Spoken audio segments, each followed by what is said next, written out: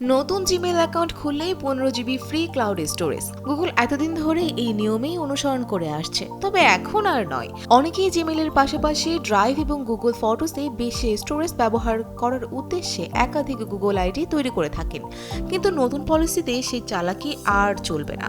মার্কিন take জায়ান্টটি free cloud storage দেওয়ার নিয়মে পরিবর্তন আনতে শুরু করেছে। আগের 15 GB বদলে এখন মাত্র 5 GB স্টোরেজ পাওয়া যাচ্ছে। যারা নতুন অ্যাকাউন্ট সেট আপ করতে যাচ্ছেন তাদেরকে 10 GB স্টোরেজ কমিয়ে দেওয়া হচ্ছে।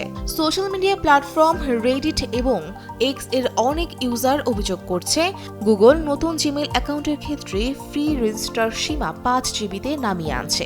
নতুন ব্যবহারকারীদের দুটি অপশন দেওয়া হচ্ছে: নিজেদের ফোন নম্বর লিংক করে 15 GB স্টোরেজ আনলক কিংবা 5 GB পেয়ে সন্তুষ্ট থাকা। গুগল দীর্ঘদিন ধরে প্রতিটি অ্যাকাউন্টের সঙ্গে 15 GB স্টোরেজ ডিফল্ট দিয়ে আসছে, যা জিমেল, ড্রাইভ ও ফটোসের মধ্যে সমানভাবে ভাগ হয়। কিন্তু নতুন পরিবর্তন ইঙ্গিত করছে যে পুরো 15 GB পেতে গেলে এখন ফোন নম্বর ভেরিফিকেশন প্রয়োজন।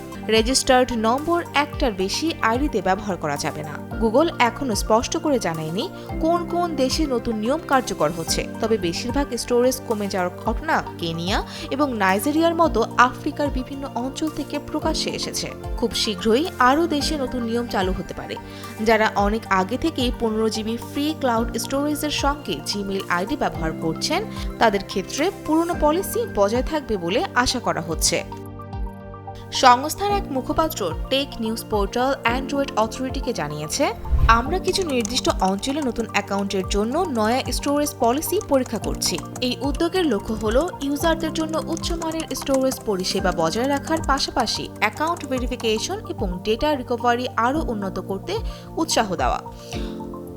অনুমান করা হচ্ছে একাধিক জিমেল অ্যাকাউন্ট তৈরি করে অতিরিক্ত ফ্রি ক্লাউড স্টোরেজ নেওয়ার প্রবণতা কমাতেই গুগলের এই উদ্যোগ। ফুজিয়া ফারিহা, ডেইলি সান।